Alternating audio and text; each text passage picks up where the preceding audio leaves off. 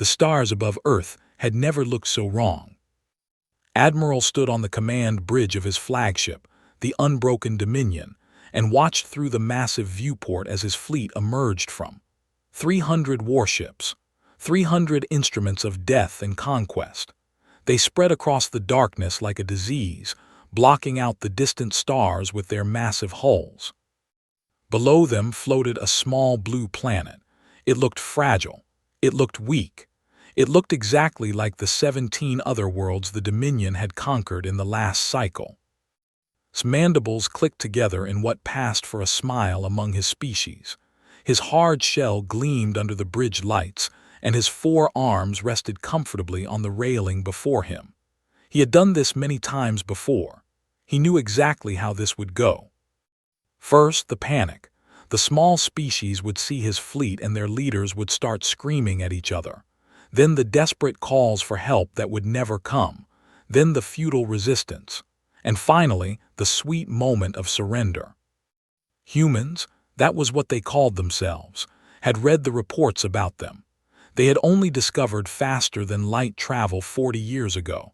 They were bobbies in the cosmic sense. They had small ships, weak weapons, and no real experience with war on a galactic scale. This would be easy. Admiral, his tactical officer, called out. We have completed our emergence. All 300 vessels report ready for combat. Excellent, replied. Begin formation, the crescent of consumption. It was a traditional formation. The ships would arrange themselves in a massive curved line, like a mouth ready to swallow the planet whole. It allowed the conquered species to see exactly what they faced. It allowed them to understand that resistance was pointless. They had used this formation for 10,000 years. It had never failed. As his ships began to move into position, studied the human defenses. Orbital platforms surrounded the planet, but they were small things. Their weapons would barely scratch the paint on his flagship. A handful of warships floated near the planet's moon, but they were cruiser class at best. Nothing that could threaten a proper fleet. He felt almost disappointed. He had hoped the humans might provide some entertainment. Admiral, the tactical officer, spoke again. His voice sounded strange. The humans are not responding as expected. What do you mean? Their defense fleet is not scrambling. Their orbital platforms are not charging weapons. They are just sitting there. His mandibles stopped clicking. This was unusual. Most species panicked when they saw his fleet. They ran around like insects, trying desperately to organize some kind of defense. But the humans were doing nothing. Perhaps they are frozen with fear, he said. It happens sometimes with the weaker species. Perhaps, the tactical officer agreed. But Admiral, there is something else. A single vessel has detached from lunar orbit. It is approaching our fleet. A single vessel, show me. The main flickered and displayed the approaching ship, leaned forward, studying it carefully. It was ugly. That was his first thought. The ship was angular and black, covered in strange antennae and sensor equipment. It had no visible weapons that he could recognize. It was maybe 1/10 the size of his smallest destroyer. Along its hull, painted in white, were strange symbols. His translator processed them after a moment. UNS Prometheus. One ship, said slowly. They send one ship against 300. The bridge crew exchanged confused looks. This made no sense. Even the most primitive species understood basic mathematics. One ship could not defeat 300. It was impossible. Scan that vessel, ordered. I want to know everything about it. The tactical officer worked his console. Scanning now, Admiral. The ship appears to be. I am not certain what it is. It has minimal weapons. Most of its power is directed towards some kind of array system. I have never seen technology like this before. A science vessel. They send a science vessel to face a war fleet.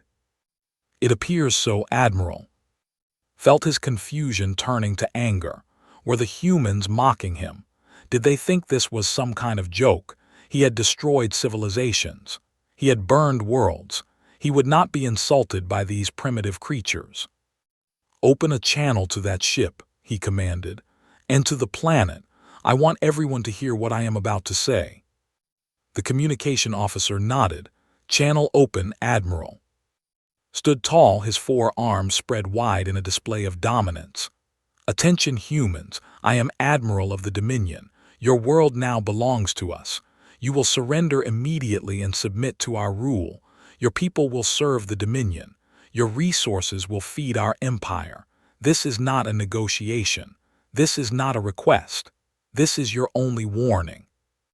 He paused, letting his words sink in. "You have 1 hour to begin surrender procedures. If you refuse, or if you continue this insulting display of sending 1 ship against my fleet, I will reduce your planet to ash. Every city burned, every human dead. Your species will be remembered only as a lesson to others who might think of resisting." The channel remained open, waited for the response he knew would come. The begging, the pleading, the desperate offers of tribute. Instead, a human face appeared on his. It was a female, he realized. Dark hair pulled back from her face, dark eyes that showed no fear at all. She wore a simple uniform with strange markings on the shoulders. "Admiral," she said, her voice was calm, too calm. "I am commander of the United Earth Navy ship Prometheus. I have a counteroffer for you." His mandibles clicked in surprise. "You are in no position to offer anything human." "I disagree." The human female did not smile. She did not show any emotion at all. "Here is my offer. Turn your fleet around. Leave human space. Never return. Do this and we will let you go in peace." The bridge erupted in clicking sounds, the equivalent of laughter. "You threaten me?" asked, genuinely amused. "1 ship threatens 300. Human arrogance is even greater than the reports suggested." "It is not a threat, Admiral. It is a warning, and it is the only one you will receive." Leaned forward, his amusement fatting into cold anger. "Let me be clear, human. In my lifetime, I have conquered 47 worlds. I have personally overseen the deaths of billions. Your little blue planet means nothing to me. Your species means nothing to me. You are insects and I am about to step on you." The human female remained silent for a moment. When she spoke again, her voice was soft. "Admiral, do you know why Earth has never built a proper war fleet? Because you are weak and primitive." "No," she shook her head slowly, "because we never needed one." She reached for something off-screen, watched confused. "You have made your choice, Admiral. I am sorry for what happens next. Remember that we gave you a chance to leave." The channel closed. Stared at the blank screen. Around him, his crew waited in silence. The strange black ship continued its slow approach, now sitting directly between the fleet and the planet. "Admiral," the tactical officer said quietly, "what do we do?" Straightened his posture. He would not be intimidated by 1 human in 1 small ship making empty threats. He had a fleet. He had power. He had 300 warships ready to burn this world to nothing. "Prepare all weapons," he commanded. "We will destroy that ship first. Then we will destroy their planet. Show these humans what happens when insects challenge the Dominion." The fleet began to charge its weapons. And on the small black ship called Prometheus, Commander gave an order that would change the galaxy forever. Commander had been waiting for this moment for 20 years. She sat in the captain's chair of the Prometheus, her hands resting on the armrests, her eyes fixed on the 300 alien warships filled the display. They were massive and terrifying, each one capable of destroying a city with a single shot. Together, they could burn the Earth to nothing in hours. And yet felt no fear. Around her, the 47 members of her crew worked in calm silence. Their fingers moved across holographic displays. Their voices spoke in quiet, professional tones.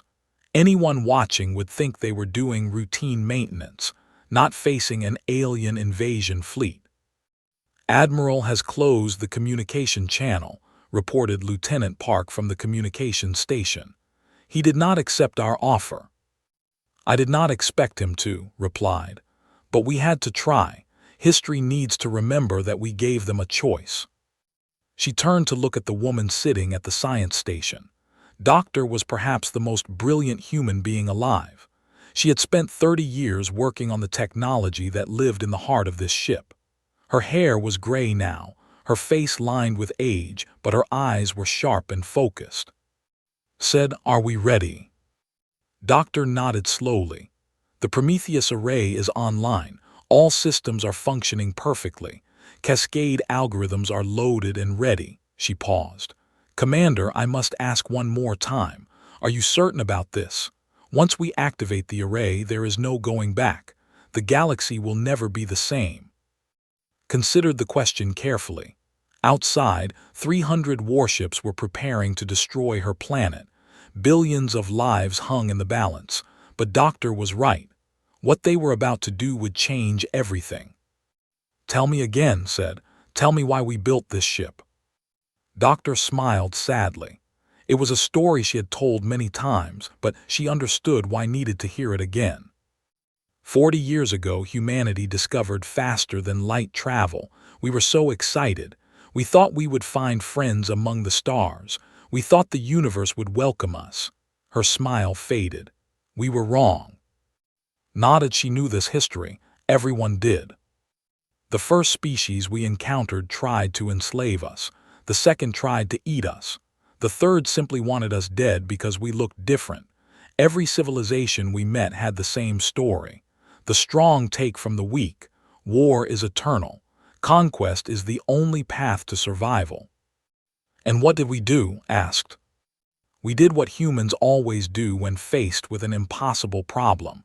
We looked for another way." Doctor gestured at the ship around them. "Other species build bigger weapons. They make their shields stronger, their missiles faster, their ships larger. They play the same game that has been played for millions of years." But we asked a different question. Yes, we asked, what if we could make the game itself impossible to play? Looked back at the fleet was almost in position now. Their weapons were charging. In minutes they would open fire. 40 years of work, she said quietly. 40 years of pretending to be weak and primitive while our best minds worked in secret. 40 years of studying every piece of alien technology we could find. Every species that achieves faster-than-light travel reaches a certain point in their development, Doctor explained. Their computers, their networks, their control systems, they all follow similar patterns. Different languages, different designs, but the same basic architecture, because there are only so many ways to build a working system. And we mapped all of them. Every single one. We found the common threads that connect all galactic technology, and then we built something that could pull those threads. Doctor's voice was soft with wonder. The Prometheus array does not destroy ships, Commander. It does not kill or burn or break. It simply reaches into any computer system and tells it to stop working. Understood. She had trained for years to command this ship, to use this weapon that was not really a weapon at all. "Lieutenant," she called out, "status of the enemy fleet." 300 vessels in crescent formation, reported from the tactical station. "Weapons charged. They will be in optimal firing range in 4 minutes. 4 minutes until they either saved Earth or watched it burn." "Commander," Lieutenant Park spoke up again, "we are receiving transmissions from Earth. The President is asking for a status update. The public knows about the fleet now. There is panic in the streets." Closed her eyes for a moment. She thought about her mother her brother in Tokyo, the billions of people looking up at the sky right now, wondering if they would survive the night. Tell the President that the Prometheus is in position. Tell her that we will handle this. "Yes, Commander." Opened her eyes and looked at her crew. They had volunteered for this mission knowing what it meant. They had trained in secret for years. They had kept the greatest secret in human history. And now the moment had arrived. "I want everyone to understand something," said, her voice carrying across the bridge. What we are about to do is not an act of war. It is an act of peace. We are not going to kill anyone today. We are going to show the galaxy that killing is no longer necessary." The crew listened in silence. For millions of years, intelligent species have believed that power comes from the ability to destroy. Today, we prove them wrong. Power comes from the ability to choose, and we choose a different path. She turned to Doctor. "Activate the Prometheus array." The old scientist nodded. Her fingers moved across her console, entering the final commands. Deep within the ship, systems that had never been used before began to wake up. "Array activating," Doctor reported. "Scanning enemy fleet, identifying network architectures, building cascade protocols." On the fleet hung in space, unaware of what was happening. Their weapons glowed with deadly energy. Their shields shimmered. Their crews prepared for the easy victory they expected. "Cascade protocols complete," Doctor announced. "Ready to transmit on your order, Commander." Stood up from her chair. She walked forward until she stood directly in front of face-to-face with the image of 300 warships. "Admiral," she said quietly, knowing he could not hear her, "you asked me why Earth never built a war fleet. You laughed at our single ship. You thought we were weak." She turned to face her crew. "But we were never weak. We were just building something you could not understand, something no species has ever tried before." She took a deep breath. "Transmit the cascade." Doctor pressed the final button. And in the space between heartbeats, a signal left the Prometheus. It moved at the speed of light, spreading outward like ripples in a pond. It reached the nearest ship in less than a second. Then the next. Then the next. For a moment, nothing seemed to happen. Then the lights on the unbroken Dominion went dark. Then the ship beside it. Then the next. And the next. One by one, like candles being blown out by an invisible wind, 300 warships went silent. On the bridge of the Prometheus, watched the most powerful fleet in the galaxy become completely helpless in less than 30 seconds. The battle for Earth was over. It had ended without a single shot being fired. Admiral knew something was wrong the moment his bridge went dark. 1 second his ship was humming with power. His weapons were charged. His shields were strong. His crew was ready to begin the glorious work of conquest. The next second, everything stopped. The lights died. The went black. The hum of the engines fell silent. Even the constant background noise of the life support system seemed to pause.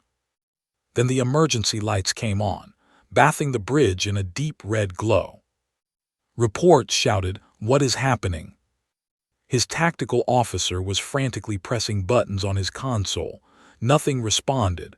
"Admiral, I do not know. The systems are not damaged. They are simply not responding." "That is impossible. Get them working." "I am trying. The computers will not accept any commands. It is like they have forgotten how to function." Grabbed the nearest console and began pressing buttons himself. Nothing. The screen remained dark. The systems remained silent. "Admiral," another officer called out, "look." Through the viewport could see the ships nearest to his own. The burning truth, the conquest eternal, the glory of the Dominion. They were all dark. Every light on every ship had gone out. He could see crew members through the viewports, moving in confusion, trying to understand what had happened. Emergency lights flickered on in some vessels, casting that same red glow. 300 warships, the most powerful fleet in the known galaxy. Every single one of them had gone dark at the exact same moment. "This cannot be happening," whispered. But it was happening. He watched as his mighty fleet floated helplessly in space, dead and silent. No weapons, no shields, no engines, nothing. "Admiral," the tactical officer said, his voice shaking. "Life support is still functioning. We can breathe, but nothing else is working. Our weapons will not fire. Our shields will not raise. Our engines will not start." How? I do not know, the systems are intact. Nothing is broken, they just will not work. Turned to stare at the small black ship that still floated before his fleet. The Prometheus. It sat there in the darkness, its running lights glowing softly as if nothing unusual had happened. That ship, he growled, that ship did this. But how, Admiral? We detected no weapons fire, no missiles, no energy beams, nothing. Did not have an answer. On the bridge of the Prometheus, Commander watched the dark fleet with quiet satisfaction. Around her, her crew worked their stations, monitoring the results of the cascade. Full propagation confirmed, Doctor reported. All 300 vessels are affected. Their systems are locked in a recursive loop. They cannot break out without the decryption keys. Life support status, asked. Functioning on all ships. The cascade was designed to preserve critical survival systems. No one will die from this. Good had been very clear about that from the beginning. This was not about killing. This was about proving a point. Lieutenant looked up from his tactical station. Commander, I am reading confusion throughout the enemy fleet. They are attempting to restart their systems manually. They are failing. They will keep failing, Doctor said. The cascade has locked every networked system in their ships. Navigation, weapons, shields, communications, engines. Everything that relies on their computers is now under our control. Speaking of communications, said, open a channel to their flagship. Channel open, Commander. Face the... After a moment, the image changed to show the bridge of the unbroken Dominion. Admiral stood in the red emergency lighting, his 4 arms hanging at his sides, his mandibles frozen in shock. Admiral said calmly, I told you that we would handle this. The alien admiral stared at her through the screen. His shock was slowly transforming into rage. What have you done? What kind of weapon is this? It is not a weapon, Admiral, at least not in the way you understand weapons. We did not break anything. We did not destroy anything. We simply told your ships to stop working. That is impossible. Clearly, it is not. Allowed herself a small smile. For 40 years, humanity has studied every piece of alien technology we could find.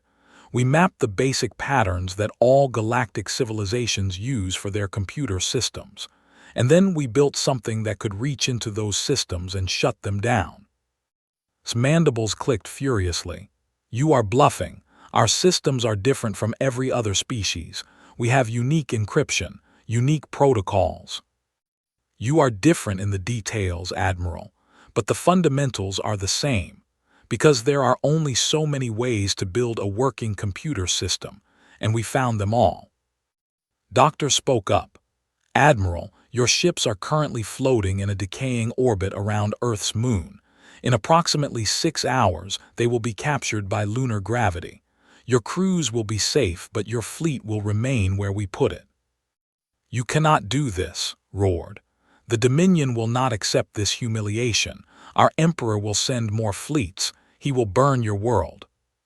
He can try, replied, and we will do the same thing to his new fleets, and the next ones after that. Admiral, do you understand what is happening here? Your weapons are useless now. Any ship you send to Earth will end up exactly like your current fleet. Dark, helpless, captured. The alien admiral fell silent, could see the realization spreading across his face like a disease. He was beginning to understand. This is not about one battle, continued. This is about the end of war as you know it. The way of conquest is over. The galaxy's way of conquest is over. You cannot threaten us anymore. You cannot threaten anyone. You are insane, whispered. Without war, how will disputes be settled? How will the strong lead the weak? Perhaps through talking instead of killing. Perhaps through cooperation instead of conquest. These are old ideas for humans, Admiral. We learned them the hard way after nearly destroying ourselves many times. Now we are sharing those lessons with the galaxy. Shook his head slowly. His rage had burned out, replaced by something that looked almost like despair. Your species will not survive this, he said. You have made enemies of every power in the galaxy. They will unite against you. They will find a way around your weapon. Maybe, but we have a 40-year head start, and we have something else that most species lack. What is that? His expression was calm and certain. Hope. We believe that a better galaxy is possible, that intelligent beings do not have to spend eternity killing each other for resources and territory. Today, we took the first step toward proving that belief. She straightened in her chair. Admiral, your crews will be treated with respect. Food, water, and medical care will be provided. When we have finished processing your fleet, we will discuss the terms of your release. I suggest you use this time to think about whether you want to continue being our enemy or whether you might consider a different path. The channel closed. Leaned back in her chair and let out a long breath. Around her, the crew sat in stunned silence. They had done it. They had actually done it. Commander, Lieutenant Park said softly, Earth is calling. They are asking what happened. Smiled tiredly. Tell them the war is over. Tell them we won. She looked out at the dark fleet floating helplessly in space. And tell them this is just the beginning. The news spread across the galaxy like fire through dry grass. Within hours of the battle that was not really a battle, every major civilization in known space had received the recordings. They watched in shock as 300 warships went dark. They watched as the mighty admiral screamed in helpless rage. They watched as a single human ship defeated an entire invasion fleet without firing a single shot. And they were terrified. The Galactic Assembly convened an emergency session on their station at the center of known space.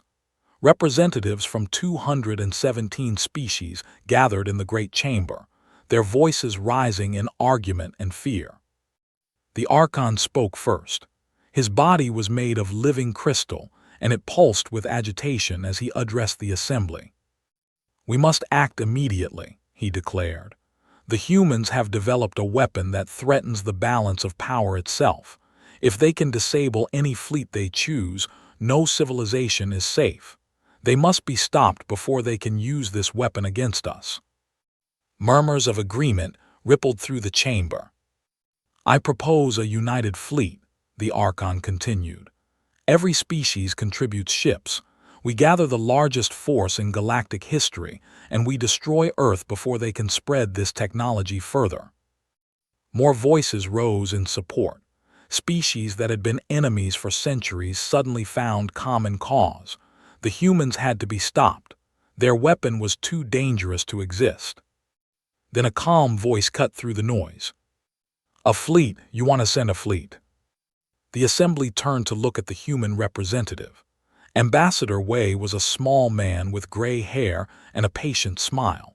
He sat in the Earth delegation seat, completely alone, showing no sign of fear despite being surrounded by hundreds of angry aliens. What good will a fleet do? Wei asked. You saw what happened to the 300 ships defeated in 30 seconds. Do you think 1,000 ships will fare better? 10,000? We will develop countermeasures, the Archon insisted. Our scientists will find a way to protect our systems. Perhaps, in time, but we have been working on this technology for 40 years. How long will it take your scientists to catch up? A decade? A century? Wei spread his hands. And what do you think we will be doing while you try to catch up? The assembly fell silent. Let me be very clear about something, Wei continued. Earth does not want war. We never wanted war. That is why we built the Prometheus array instead of building warships. You expect us to believe that, demanded the delegate, a massive creature covered in scales. You have developed the most powerful weapon in the galaxy, and you do not want to use it. It is not a weapon, at least not in the way you think of weapons. Wei stood up, his small figure somehow commanding the attention of the entire chamber. Weapons destroy things. The Prometheus array does not destroy anything. It simply makes violence impossible. He began to walk slowly along the floor of the chamber, speaking as he moved. For millions of years, this galaxy has operated on a simple principle. The strong take from the weak. War is how disputes are settled. Conquest is how empires grow. Every species in this room has believed this. Every species in this room has practiced this. He stopped and turned to face the assembly. Humanity believed it too once. We spent most of our history fighting among ourselves. We invented weapons that could destroy our entire planet. We came within moments of ending our own species, not once but many times. The assembly listened in silence. When we reached the stars and found that every other civilization shared our worst habits, we had a choice. We could play the same game that everyone else plays, build bigger ships, make stronger weapons, conquer or be conquered. Wei shook his head. We chose differently. We asked ourselves a simple question. What if war itself became impossible? What if no one could threaten anyone else? What would happen then? Chaos, the Archon answered. Disorder. Without the threat of force, how can laws be enforced? How can order be maintained? Through agreement, through cooperation, through trust. Wei smiled. I know these concepts are difficult for some of you, but humanity has learned that societies built on mutual benefit are stronger than societies built on fear. The delegate made a sound of disgust. Pretty words, but you still have a weapon that can defeat any fleet. You still have power over all of us. Why should we trust you not to use it? Because we are about to give that power away. The assembly erupted in confused noise. What? The Archon's crystal body flickered with surprise. What did you say? Wei raised his hand for silence. The Prometheus array works by exploiting common patterns in galactic technology, but it can also be used defensively. We have developed protocols that can protect any system from the cascade effect. He paused to let his words sink in. Earth is offering these defensive protocols to every species in the Galactic Assembly, free of charge, no conditions attached. Within a year, any civilization that wants protection from the Prometheus array can have it. You would give away your advantage. The Archon sounded genuinely shocked. It was never supposed to be an advantage. It was supposed to be a lesson. Wei returned to his seat and sat down calmly. The lesson is this: the old way of doing things is over. Conquest is no longer profitable. War is no longer useful. You can spend the next century trying to develop weapons that can overcome our defenses, or you can accept that violence is no longer a viable strategy and find a better way to coexist. The assembly fell into stunned silence. Earth is not your enemy, Wei concluded. We never were. We are offering you something that has never existed before in this galaxy. A chance for peace. Real peace. Not the peace of the strong dominating the weak, but the peace of equals working together. He looked around the chamber, meeting the eyes of dozens of different species. The choice is yours. You can keep living in fear, spending your resources on weapons and fleets, watching your neighbors and waiting for them to strike first. Or you can join us in building something new. Wei folded his hands on the table before him. The humans have made their choice. Now you must make yours. For a long moment, no one spoke. The representatives looked at each other, their ancient certainties crumbling around them. Everything they had believed about power and survival was being challenged by this small species from a small planet at the edge of the galaxy. Then slowly, one delegate stood up. She was from the Collective, a small species that had been conquered twice in the last century. Earth has given us a gift, she said quietly. For the first time in our history, we do not have to fear our neighbors. For the first time, we can think about the future without wondering when the next invasion will come. She looked at Wei with something like hope in her eyes. The Collective accepts Earth's offer. We will receive the defensive protocols, and we will explore this new path of peace that humanity has opened. Another delegate stood, then another, then a dozen more. Not everyone. Some species were too proud, too afraid, too invested in the old ways. The Archon sat in furious silence. The delegates stormed out of the chamber. But enough. Enough species were willing to try. Enough were ready to believe that a better galaxy was possible. Ambassador Wei watched them stand, one by one, and allowed himself a small smile. The humans had fired no weapons. They had killed no one. They had simply shown the galaxy that there was another way. And the galaxy was beginning to listen.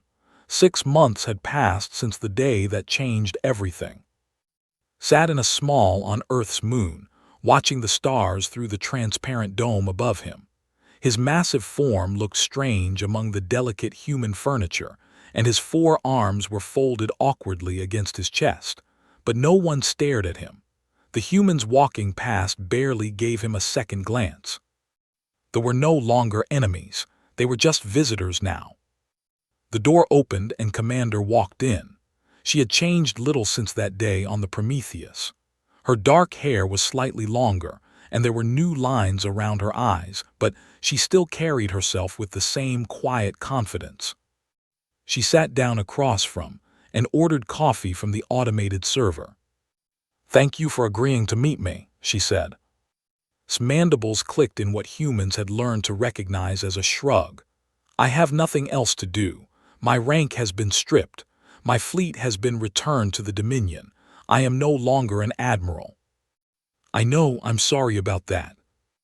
"Are you?" Studied her face. "You destroyed my career. You destroyed my entire way of life. Everything I believed about the universe, you proved wrong in 30 seconds. Received her coffee and wrapped her hands around the warm cup. "I did not destroy anything. I just showed you that there was another way." "Another way," made a sound that might have been laughter. "You humans keep saying that, another way, a better path, peace and cooperation. These are the words of the weak." "Are they?" Took a sip of her coffee. 6 months ago you commanded the most powerful fleet in the galaxy. You were feared by 100 species, and a single human ship defeated you without firing a shot.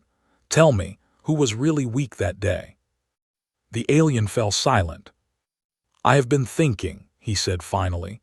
"For 6 months I have had nothing to do but think, and there is something I do not understand." "What is that?" "You could have destroyed us. Your weapon could have overloaded our reactors, crashed our ships into each other, vented our atmosphere into space. You could have killed every in that fleet." "Yes," agreed, "we could have. But you did not. You kept our life support running. You treated our wounded. You fed us and gave us water and returned us to our without demanding any payment." Leaned forward, his eyes searching her face. "Why?" Set down her coffee cup and thought about how to answer. "Because that is what you would have done to us," she said, "and we are not you."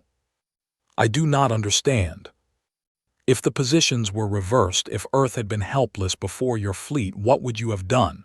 You would have conquered us, enslaved us, killed anyone who resisted. That is the way. That is the way of every species in this galaxy." Shook her head slowly. "Humanity spent most of its history following that same path. We conquered and enslaved and killed. We did terrible things to each other, but somewhere along the way we started to learn. We started to understand that cruelty does not make us strong, it makes us small." She looked at with something like compassion in her eyes. "We defeated your fleet to protect our planet, but we did not hurt your people because we had nothing to prove. Hurting you would not have made us safer. It would not have made us stronger. It would only have made us more like the galaxy we are trying to change." Was silent for a long moment. "My entire species has lived by the code of conquest for 10,000 years, he said. "The strong take, the weak serve. This is the natural order. This is how the universe works." Maybe it was. Maybe it does not have to be anymore. "You truly believe that?" There was something strange in his voice, something almost hopeful. "You truly believe that species can live together without fighting, without one dominating the others?" "I do not believe it, I know it," smiled. Do you know how many different nations exist on Earth? How many different cultures and languages and religions? I do not. Thousands. And for most of our history, those nations fought each other constantly. Wars over land, over resources, over ideas.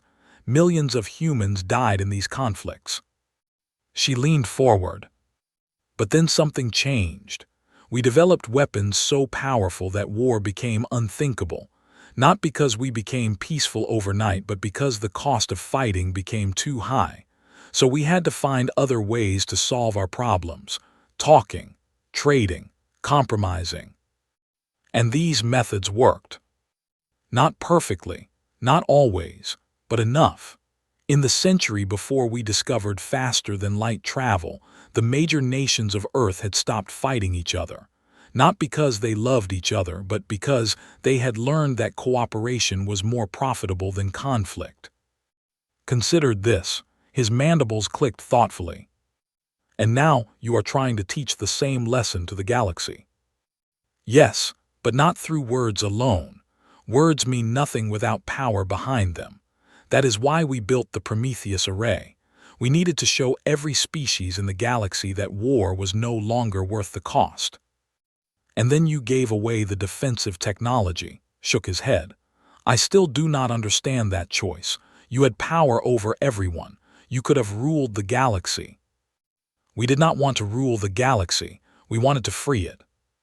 Finished her coffee and set the cup aside. The Prometheus Array was never meant to be a weapon of conquest. It was meant to be a gift, a way to break the cycle of violence that has trapped every civilization in this galaxy for millions of years. By making violence impossible. By making violence pointless. There is a difference, stood up from her chair. You can still build weapons. You can still hate your neighbors, but you cannot conquer them anymore.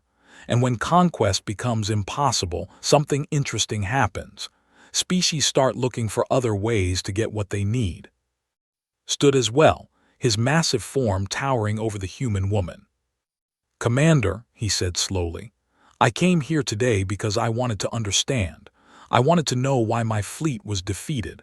I wanted to know why the humans spared us. And do you understand now? The alien was quiet for a moment. When he spoke again, his voice was softer than had ever heard it. I think I am beginning to. Your species does not fight because it is weak. It does not seek peace because it fears war. You have simply found something better, something we never thought to look for. Nodded. The galaxy spent millions of years believing that the only way to survive was to dominate others. We believed that too once, but we learned a different truth. And what truth is that? Smiled and held out her hand in the human gesture of friendship. That the strongest thing anyone can do is help others become strong too. Looked at her hand. In culture, such a gesture would be seen as weakness, an invitation to be struck down. But he was not in space anymore, and the old rules no longer applied. Slowly, carefully, he reached out with one of his forearms and took's hand. Perhaps, he said, the humans have something to teach us after all. Smile widened. We have a lot to learn from each other, that is the point. Nobody has all the answers, but together we might find them. She turned and walked toward the door, then stopped and looked back. The galaxy is changing, slowly, but it is changing.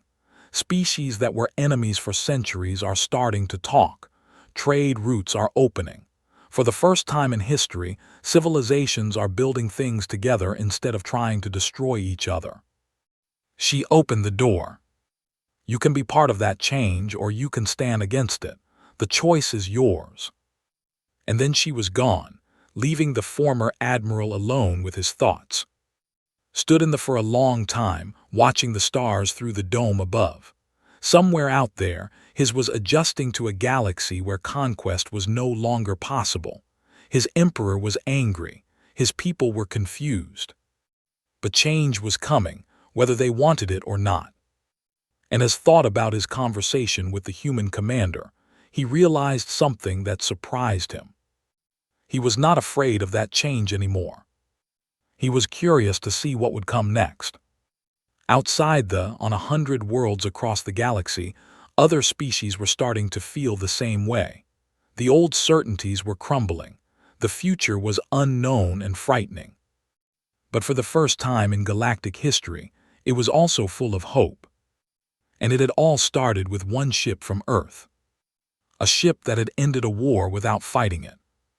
A ship that had proven that the strongest weapon in the universe was not the ability to destroy, but the courage to choose a different path.